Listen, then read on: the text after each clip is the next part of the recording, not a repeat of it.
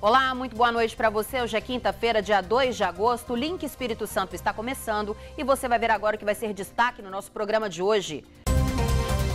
Governo divulga esquema de vacinação contra a pólio e o sarampo. A campanha começa na segunda-feira. Estudante perde controle de carro e o veículo vai parar no canal de Camburi. Cai o número de jovens eleitores com idade entre 16 e 17 anos. O desinteresse pela política é apontado como um dos fatores. Moradores de um bairro de Cachoeiro de Itapemirim estão assustados com a violência. E na entrevista exclusiva de hoje, a gente fala sobre o filme Os Incontestáveis, que vai ser lançado esse mês. Agora, no Link Espírito Santo.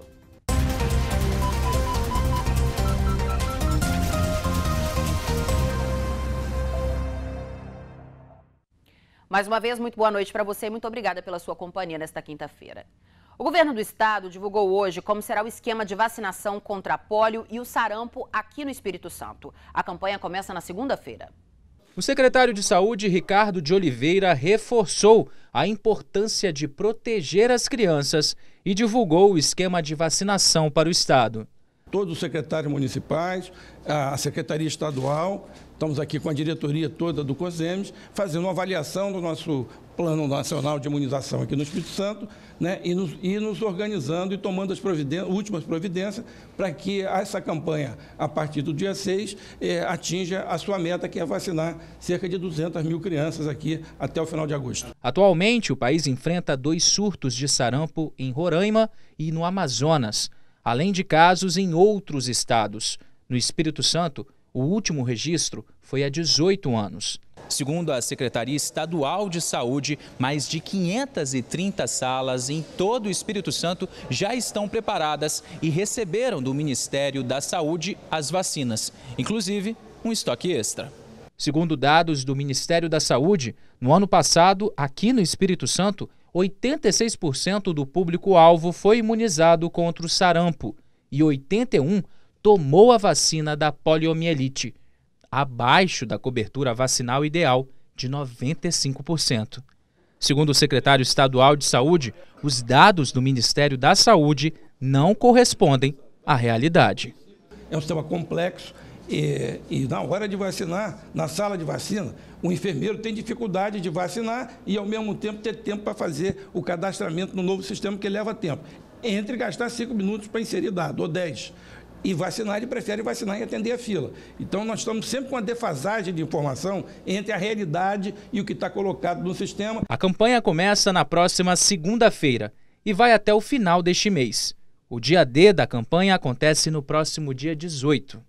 A população tem que se conscientizar, ela tem que procurar os postos de saúde para manter a sua carteira de vacinação em dia. Porque é mais fácil prevenir, né? Isso é um ditado popular, do que remediar. Né? É muito mais fácil você evitar a doença do que você ter a doença e depois ter que ser tratado por ela e até ter sequelas. Né? E determinada doença pode dar muita sequela, pode levar a óbito, inclusive. Um acidente hoje de manhã chamou a atenção de quem passou pela ponte de Camburi. Quem tem as informações para a gente é o Vitor Zucolotti. É isso mesmo, Adriana. O motorista, por volta de 7 horas da manhã, acabou perdendo a direção aqui do veículo, atingiu a parte lateral da ponte de Camburi e caiu no canal. A gente vê o carro ali, a situação como é que ficou.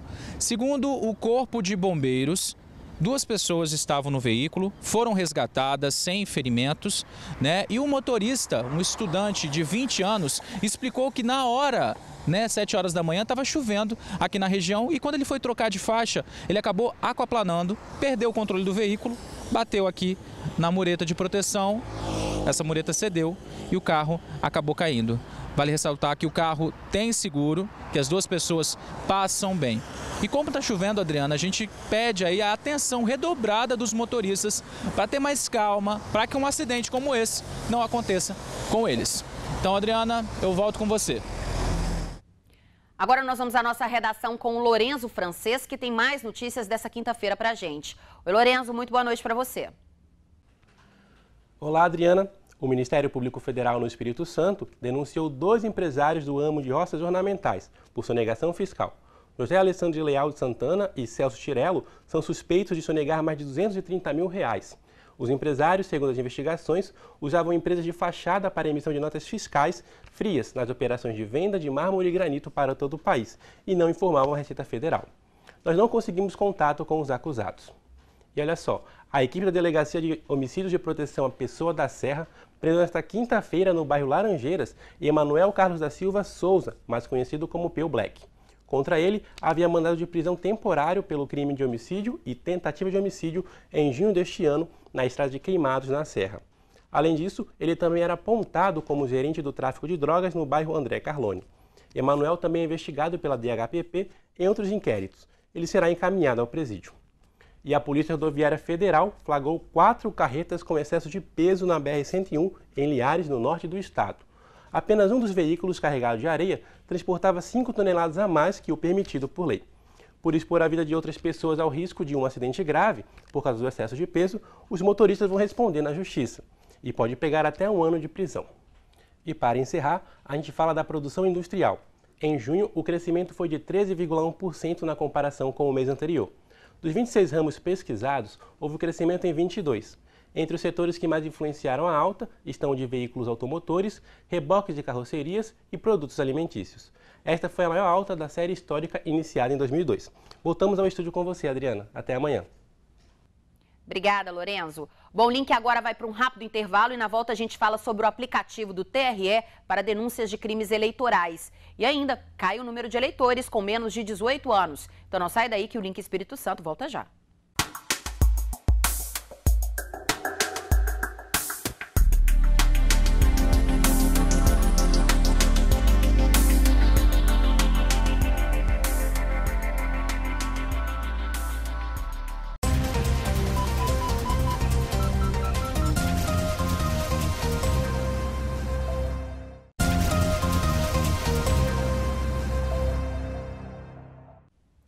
Com tantos escândalos de corrupção, os jovens com idade entre 16 e 17 anos parecem estar menos interessados na política do nosso país.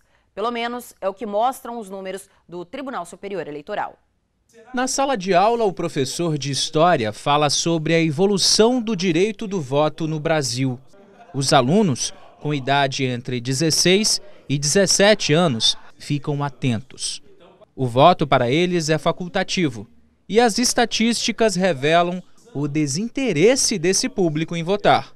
Existe agora uma nova linguagem com que o jovem lidar, que muitas vezes os representantes políticos não conseguem alcançá-los nesse aspecto. Então, muitas vezes um jovem, ele se vê mais representado numa rede social, fazendo ali a sua denúncia ou a sua reclamação, do que promovendo uma transformação por meio do voto. O Tribunal Superior Eleitoral divulgou as estatísticas do eleitorado apto a votar nas eleições 2018 e o número de jovens de 16 e 17 anos que podem votar diminuiu cerca de 40% desde 2016. No Espírito Santo, em 2014, mais de 34 mil jovens estavam com o título em mãos.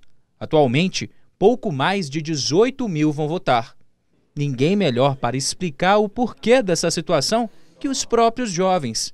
A Luísa tem 16 anos, mas não se sente preparada para votar. Não é um medo, mas talvez um pequeno receio de fazer algo que eu possa me arrepender. E eu acho que até os 18 anos eu vou conseguir amadurecer muito e escolher alguém, um representante que eu me identifique, que eu saiba que pode mudar o nosso país e pode levar a gente para frente, porque a gente está precisando muito disso. Já a Isadora, que vai votar este ano pela primeira vez, acredita que os jovens não se identificam com os candidatos dessa eleição. Eu não achei ainda nenhum candidato que me represente, que eu me identifique com as ideias. Mas, assim, eu tenho vários amigos que já conseguiram e eu fico muito feliz por eles, mas isso ainda não chegou até mim. E não pense você que política é algo que não chama atenção para essa turma.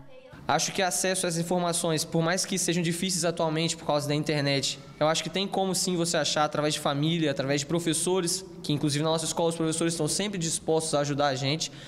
Mas acho sim que essa eleição vai ser muito importante para o nosso país, para poder decidir o futuro dele, pela situação difícil que estamos passando. Eu acredito que através do conhecimento, através de internet, livros, o jovem vai poder aumentar a bagagem política dele e realmente poder, esse ano e nos próximos anos, escolher um bom candidato. Se o interesse dessa turma vai aumentar ou não, a gente não pode prever, mas eles sabem que são o futuro da nação. No futuro, quem vai estar lá na frente, quem vai estar no poder vai ser a gente. Então a gente já mas também falta da nossa parte ter o olhar de conseguir analisar com mais cautela. Será que esse político realmente é o que eu quero? Ou ele, às vezes, só está com um discurso para que ele ganhe o meu voto? A gente tem que analisar as reportagens, analisar, ver se é verdade, ver se é fake news e tudo isso. E a Record News está com uma campanha para alertar você, eleitor, sobre a importância do voto consciente. Vamos ver aí o recado que o Heródoto Barbeiro tem pra gente. O que é que você vai dizer quando candidatos baterem na sua porta pedindo o seu voto? Que tal dizer que agora as coisas mudaram e você vai examinar a vida e o projeto de cada um? Em outubro, vote consciente. É isso aí. E ainda falando sobre eleições, qualquer pessoa pode denunciar propaganda irregular, compra de votos e outros crimes eleitorais. Um aplicativo do Tribunal Regional Eleitoral facilita essa comunicação. É o Pardal, que só este ano já recebeu mais de 140 denúncias. As eleições estão chegando e quem pensa que a única obrigação do eleitor é com a urna está enganado. A população pode e deve participar de todo o processo eleitoral e, principalmente, ficar de olho nos candidatos e, se preciso, denunciar. Para isso, o Tribunal Regional Eleitoral do Espírito Santo criou o Pardal Eleitoral, um aplicativo que recebe denúncias para garantir a transparência a todo o processo eleitoral. O aplicativo pode ser baixado em qualquer loja online. O aplicativo foi desenvolvido aqui no Espírito Santo em 2012 e pode ser utilizado por eleitores de todo o Brasil. As denúncias podem ser feitas por meio de vídeos, fotos e áudios. Neste ano, o TRE já registrou 147 denúncias, a maioria por propaganda eleitoral irregular. Além de propaganda eleitoral irregular, outras ações também estão vedadas aos candidatos nesse período. Então, nós temos algumas condutas que devem ser evitadas, como, e que são muito comuns, que cheguem denúncias até o Ministério Público desse tipo de condutas, utilização de servidores públicos por agentes públicos no horário de expediente, utilização de bens públicos, veículos oficiais para realizar campanhas de candidatos que têm já cargos públicos, publicidade institucional, utilização, a partir de agora é vedado que os sites de órgãos públicos contenham publicidade de programas, de campanhas e de atos daqueles órgãos públicos. E nós temos algumas condutas, inclusive, específicas desses últimos 3 meses. Nesse período, especificamente, nós temos candidatos que não podem fazer pronunciamentos, em cadeia de rádio e televisão fora do horário eleitoral gratuito. Não pode ser realizada entrega gratuita de bens e serviços pela administração pública em programas sociais. Então, nós temos uma certa restrição à implementação desse programa. Só podem ter curso programas que já tiveram início de execução autorizados em lei orçamentária no ano passado e que já tiveram sua execução iniciada antes desse período vedado. Caso as denúncias se confirmem, os candidatos podem ser punidos. Esses candidatos que incidirem em alguma dessas hipóteses de condutas vedadas, eles ficam sujeitos a multas, inclusive multas agravadas em caso de reincidência, e, eventualmente, dependendo da gravidade da conduta, a cassação do seu registro de candidato ou até mesmo do diploma, caso venha a ser eleito. Além do aplicativo, as denúncias também podem ser feitas pelo site do TRE na página do Pardal. O link agora vai para mais um rápido intervalo e na volta a gente fala sobre o longa capixaba Os Incontestáveis, que estreia esse mês nos cinemas. Então não sai daí que o Link Espírito Santo volta já.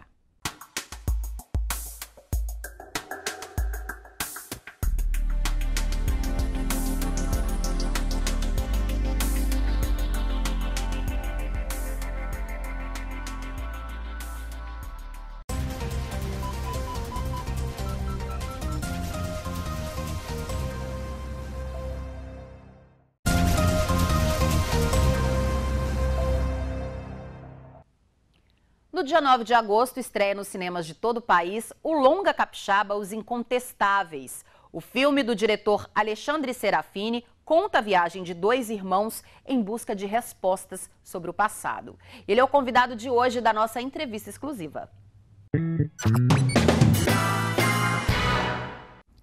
Boa noite, Adriana. Boa noite a todos. Os Incontestáveis já foi exibido em mais de 20 festivais em 14 países. E para falar sobre o filme, eu converso com Alexandre Serafini, diretor do longa. Seja bem-vindo, Alexandre. Muito obrigado aí pelo convite. Prazer estar aqui.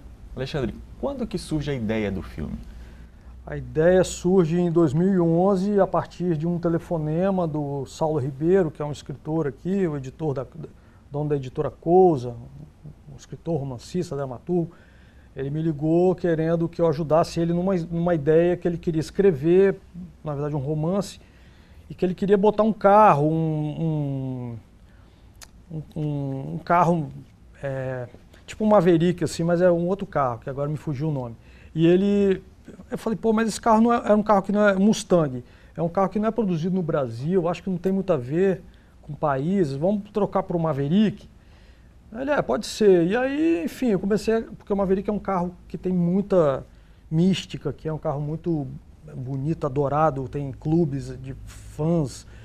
E aí, a partir disso, eu falei, bom, se é um carro, é um road movie. E aí, a gente foi trocando bola e foi. Só que aí, eu falei, quando foi evoluindo, eu falei, pô, vamos escrever um roteiro disso, que dá um grande filme. E aí, a gente sentou e escreveu um roteiro. E depois, ele romanceou o roteiro e lançou recentemente, mês passado. Qual é a história dos Incontestáveis? É a história de dois irmãos, o Belmonte e o Maurício, o Bel e Mal, que partem, eles estão no Opala e saem numa jornada aí, Espírito Santo dentro, em busca de um Maverick que pertenceu ao pai deles, que é uma figura que abandonou eles na infância. Eles têm muito ressentimento com esse pai ausente e eles querem esse Maverick, que é uma espécie de vingança, de possuir uma coisa que, para eles, teoricamente, teria que ser deles, né? Uma herança que o pai não passou para eles, então eles querem possuir isso, né, de volta. De que forma que essa busca ela aparece, assim? Quem são esses personagens? Como é que eles lidam com essa perda, com essa abandono? O Belmonte, ele é um personagem que ele mexe com o carro, ele é um mecânico de automóveis antigos, então ele está preparando esse Opala que vai na viagem. E o Maurício é um irmão mais novo, que é uma pessoa que está tateando, como ele diz no livro, né? No filme eu não tenho muito tempo de ficar explicando muito, e nem quero, na verdade. No livro o Maurício vai pulando de subemprego para desemprego, como ele diz. São duas pessoas que estão muito desconectadas do mundo real atual. Eles não têm relógio, eles não têm celular, eles andam em carros antigos.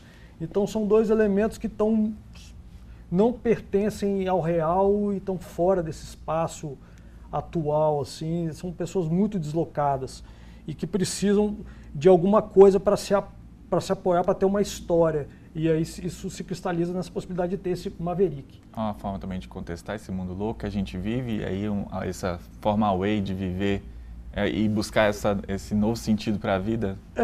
Eu não diria isso, porque eles são tão rudes e brutos que eles não estão aqui para trazer uma resposta, uma solução.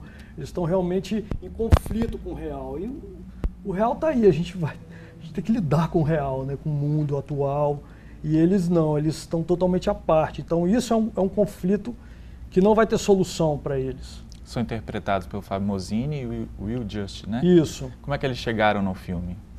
Bom, o Fábio Mozini, ele é músico, né, da Muqueca de Rato, e ele é amigo meu há um tempo. E quando a gente estava escrevendo, eu e o Saulo, o roteiro, não sei de quem veio a ideia exatamente, mas assim, pô, ia ser legal ter o Mozini, não sei porquê também, mas a gente começou a ver muito Mozini ali, naquele personagem. E o Mozini não é do jeito que o Bel é. O Mozini é um cara super doce, é um CDF mesmo, um cara super inteligente, aplicado, dedicado no que ele faz.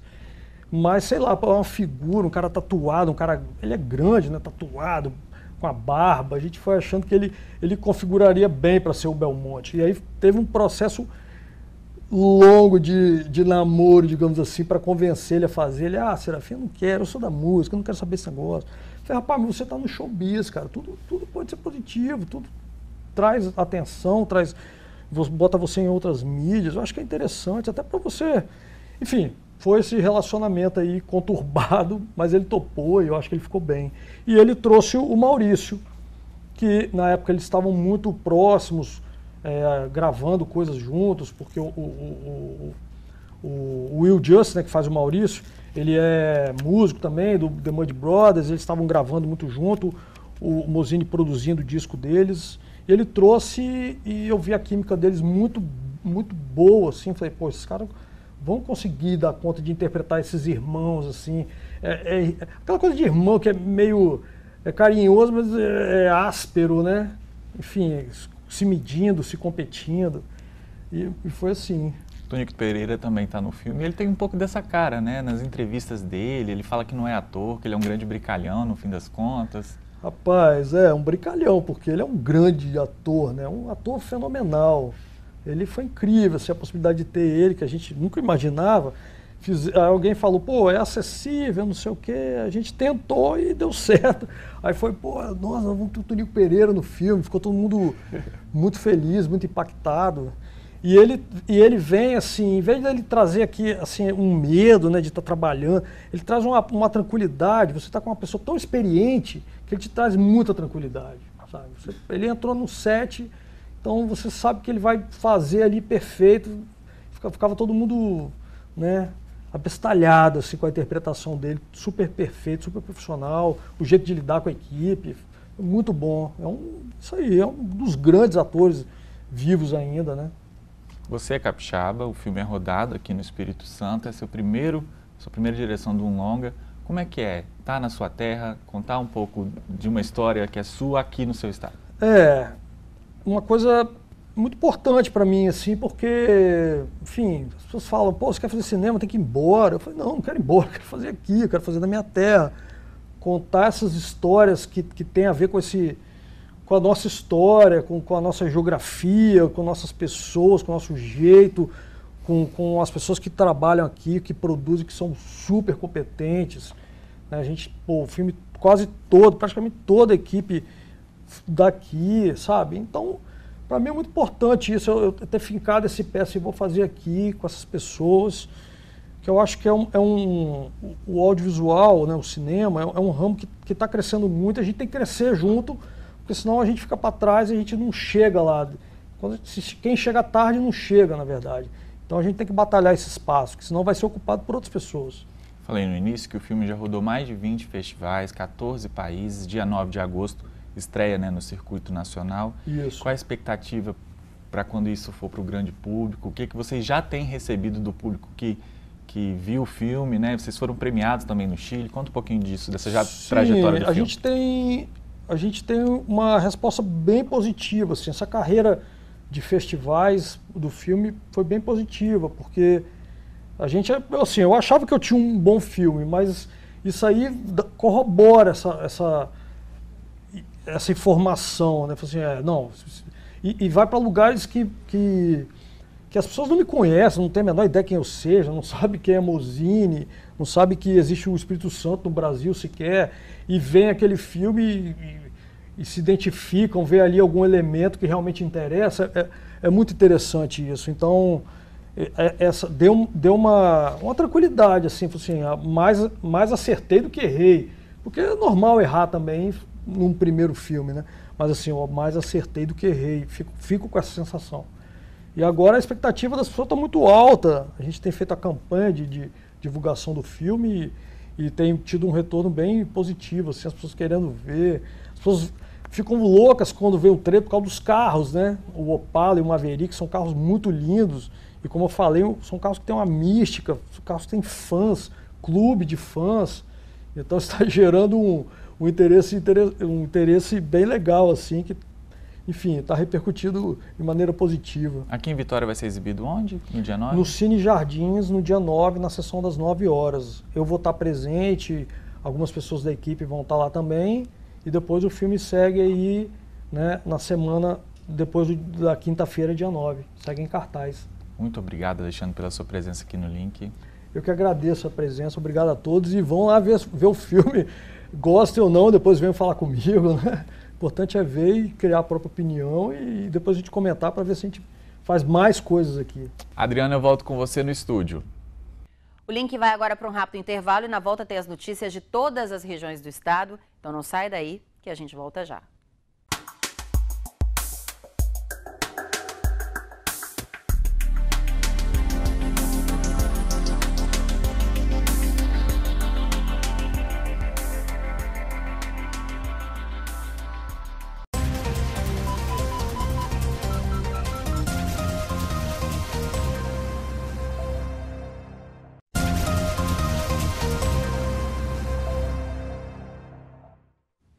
Link Espírito Santo de volta. Agora a gente faz o nosso giro pelo estado com outras notícias desta quinta-feira.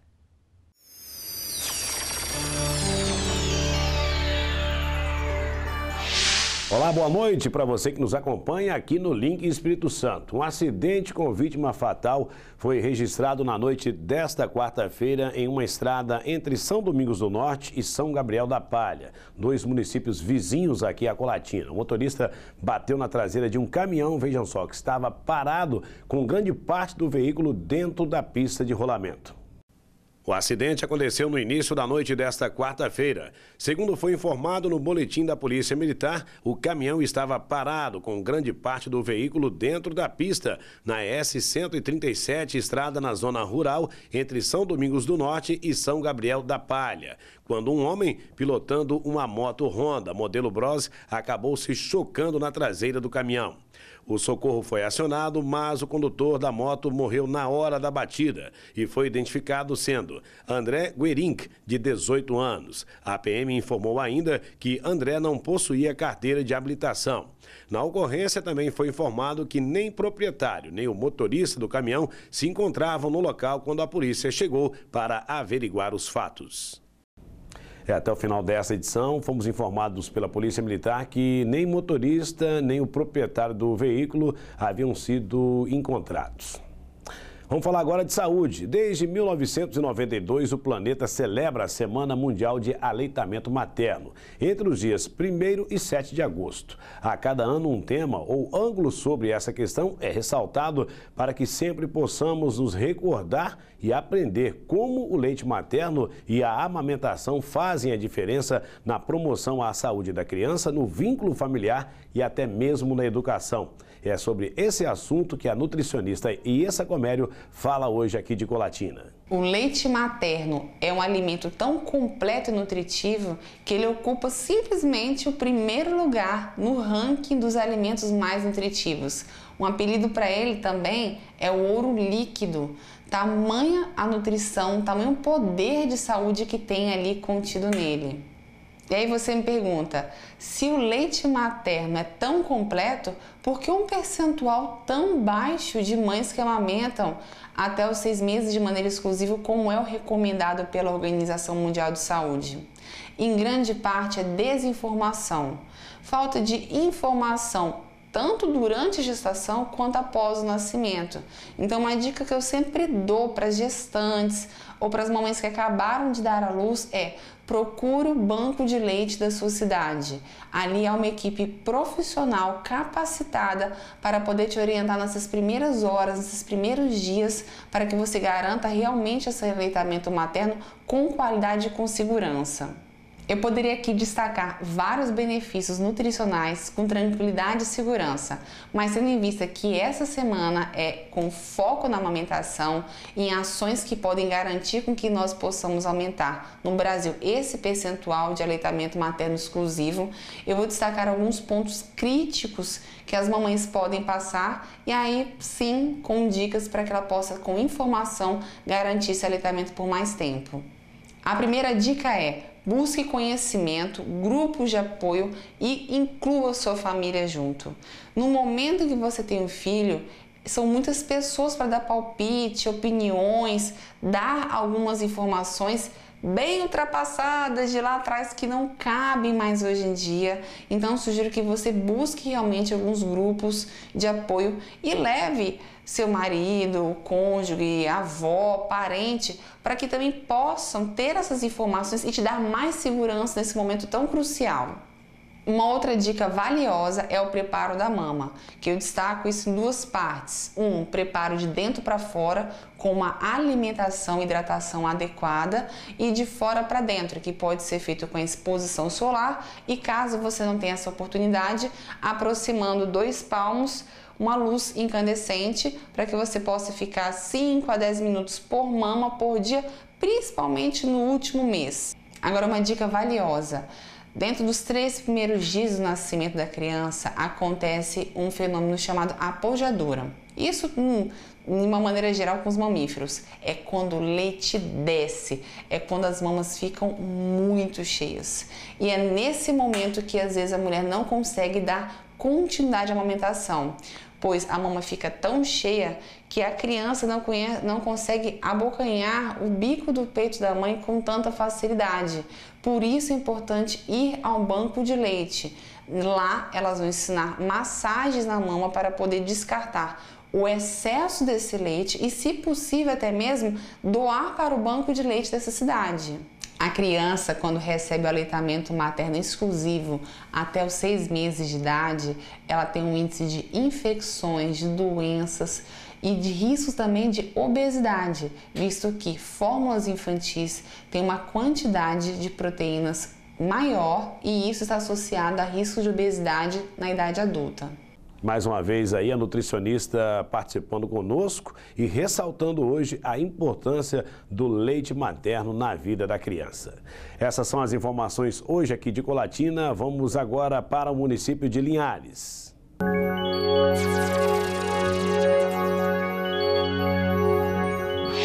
Olá, você ligado no Link Espírito Santo. Falamos agora aqui de Linhares. Uma operação da Polícia Rodoviária Federal flagrou aqui no município 4 carretas com carga acima do permitido. A operação foi na altura do quilômetro 137 da BR-101. Segundo os agentes da PRF, foi constatada uma carga excedente nos 4 veículos de 17 toneladas. O primeiro veículo abordado com carga de areia estava com mais de 5 toneladas acima do peso permitido. Outra carreta, que levava pisos, também estava com quase 2 toneladas acima da capacidade máxima autorizada. Nos outros 2 veículos abordados, mais irregularidades. Um transportava barro e estava com excesso de mais de 6 toneladas de peso e sem nota fiscal. O outro carregava placas de madeira e também apresentava mais 3 toneladas acima do peso permitido. Todos os veículos foram retidos e os proprietários serão multados pela legislação de trânsito. E a gente conversa aqui nos estúdios da Rede Sim Record News de Linhares hoje com a presidente do Conselho Municipal da Criança e Adolescente de Linhares, Vanessa Santos Giraldelli. O Conselho teve aí um aumento na arrecadação de recursos provenientes do imposto de renda, né? As pessoas podem ajudar ao fundo e houve então esse aumento e a Vanessa vai explicar para a gente um pouco sobre esse assunto. Tudo bem, Vanessa? Tudo jóia.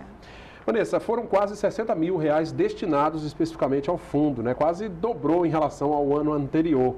É uma verba muito bem-vinda, né? Com certeza muito bem-vinda, né? A gente sempre faz essa mobilização para que a gente consiga sempre ampliar esse recurso, para que a gente consiga fazer mais ações voltadas à criança e ao adolescente. Importante que as pessoas de casa que fazem a declaração anual do imposto de rendas saibam que ela pode, então, ajudar diretamente as políticas públicas com relação à criança e adolescente do município através do imposto de renda, né? Exatamente, e sem ônus nenhum, né? Sem tirar nada mais do bolso para isso. É apenas parte do recurso que iria para o governo federal, por meio, né, da destinação do imposto de renda. Você tira parte desse recurso e direciona para um fundo específico que você conheça, né, que você consiga monitorar mais de perto, né, como é o caso dos fundos da infância e adolescência, né, que estão aí disponíveis no país inteiro, né, temos fundo e não é diferente com Linhares. É um dinheiro que não tem jeito, vai sair do bolso do contribuinte, né, então ele só vai fazer essa opção e esse recurso cai depois diretamente na conta do fundo. Exatamente. Né? Ele vai, no momento da declaração, ele vai fazer uma opção no próprio sistema da Receita Federal, escolhendo o fundo que ele quer destinar e o percentual que ele quer destinar. E ao final isso é feito automático. Na dúvida é só consultar o contador que ele vai explicar direitinho. Né? Exatamente, o contador é o profissional que é mais capacitado, né, para dar todas as informações necessárias para o contribuinte para que ele possa fazer a destinação da maneira correta. Hoje quantas entidades estão ligadas ao Conselho e que recebem essa verba? Nós temos hoje 10 organizações da sociedade civil que estão regularmente inscritas, ou seja, podendo atuar no município, né, e podendo, inclusive, receber recursos desse fundo.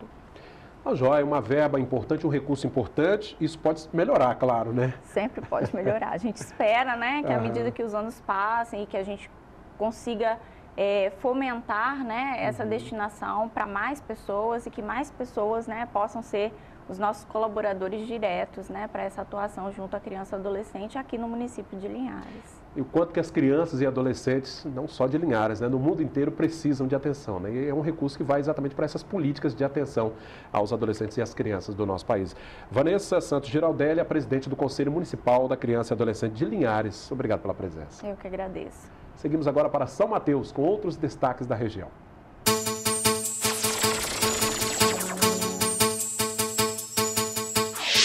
Olá, nos destaques de São Mateus e região.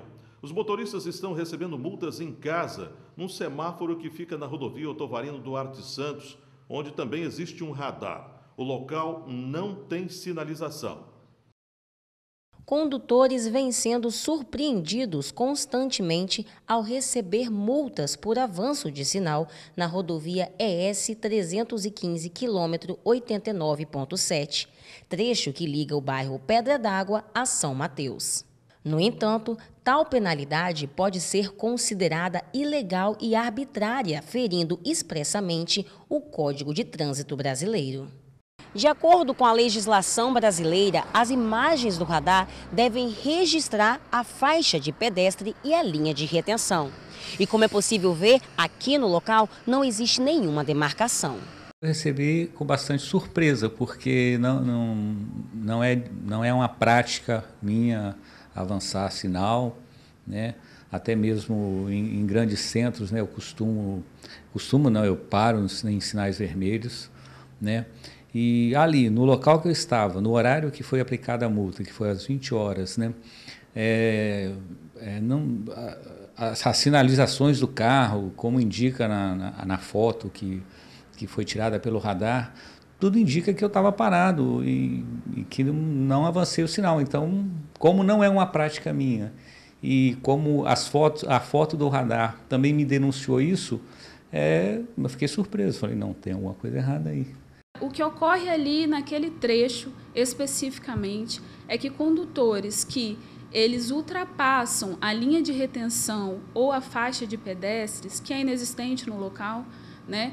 Eles têm sido multados com o carro parado ou na iminência da frenagem, quer dizer, com a velocidade bem reduzida, 10 km por hora.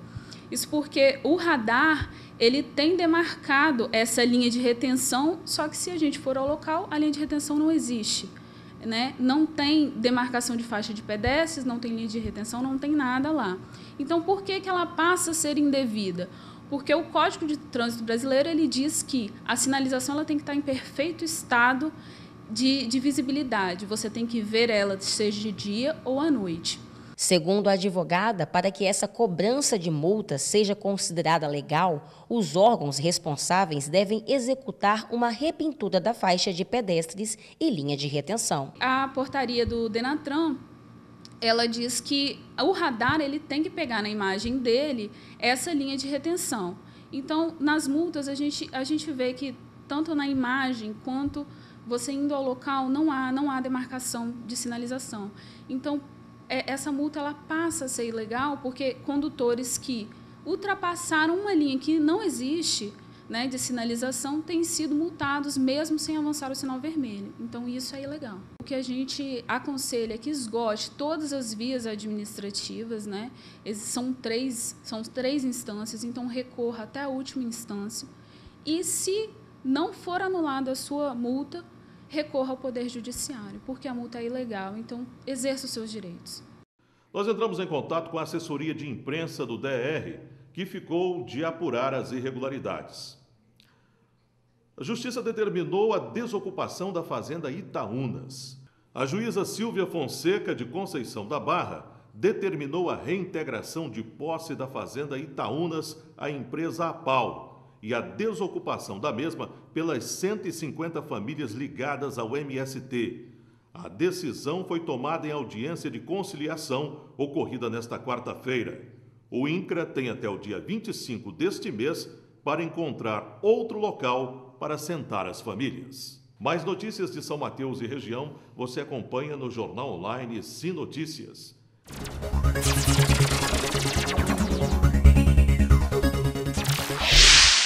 A principal praça de lazer de Aracruz ganhou um atrativo a mais para a diversão. A Praça Digital oferece conexão à internet de graça para todos os frequentadores Esse foi só o primeiro passo. O objetivo é ampliar esse serviço no município.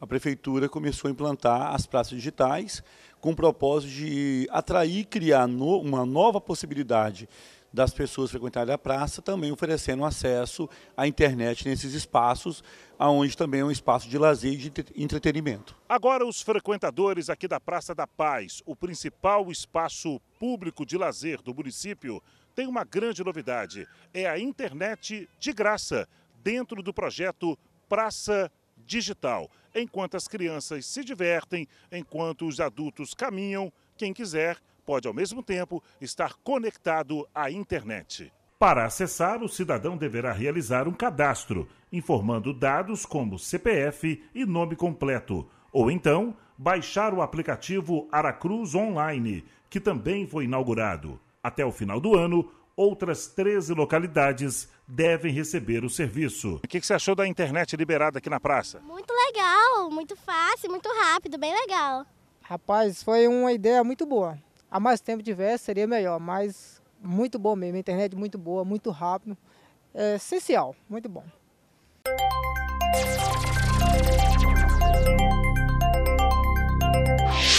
Olá, boa noite. A gente começa a nossa participação falando de insegurança, que os moradores do bairro Independência, aqui em Cachoeiro, estão preocupados com a onda de assaltos que vem acontecendo. A rua Professor Gércia Ferreira Guimarães parece tranquila, não é mesmo? Mas não se engane, as pessoas estão com medo de passar nela por causa da quantidade de assaltos que vem acontecendo. Realmente é verdade, a gente vem trabalhar, a gente fica até com medo. O negócio tá feio, eles vêm de moto, sai arrastando. A Gabriela é agente de viagens, trabalha na rua Gércia e para ela fechar a agência no final do expediente é uma tarefa que dá medo. Não só às 6 horas quando eu fecho, mas também às vezes na hora do almoço. Essa semana mesmo eu estava descendo para almoçar, que é o almoço aqui próximo, e uma moça daqui do ISA foi assaltada bem à minha vista. Então isso deixa a gente extremamente inseguro para trabalhar. É difícil uma semana que a gente não tenha notícia de pelo menos 1 a 2 assaltos. Há 2 anos e meio trabalhando no local, ela já presenciou muita coisa. Já presenciei assalto, cliente entrando correndo para a agência para não ser assaltado. Isso para a gente é pânico, a gente trabalha inseguro, isso é muito ruim.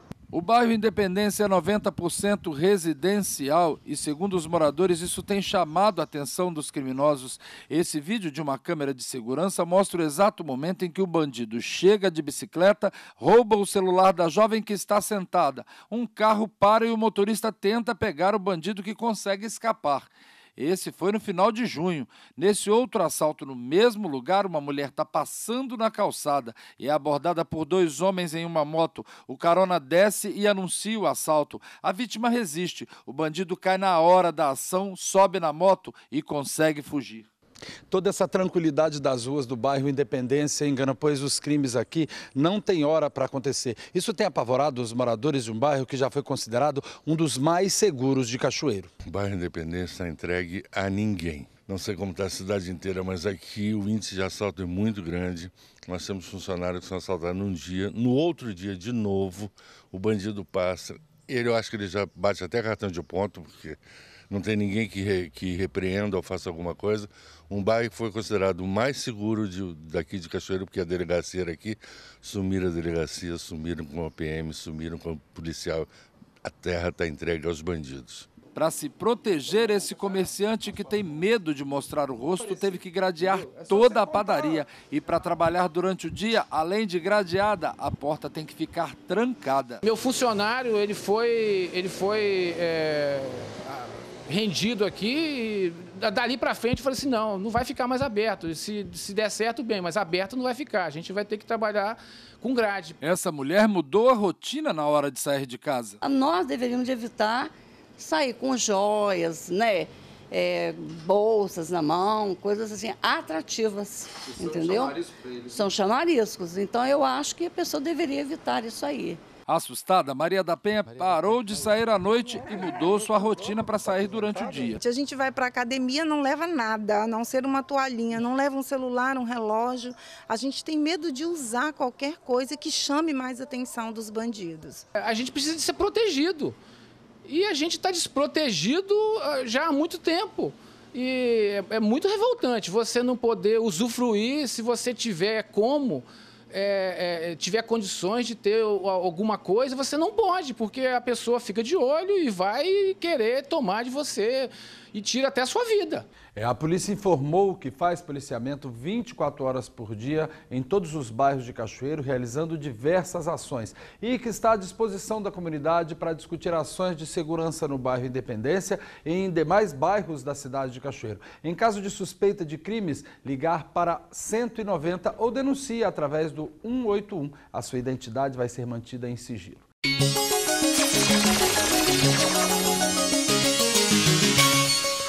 Com essas notícias, a gente encerra o nosso link de hoje. Uma ótima noite para você e a gente volta a se encontrar amanhã. Te espero. Record News, informação para você crescer.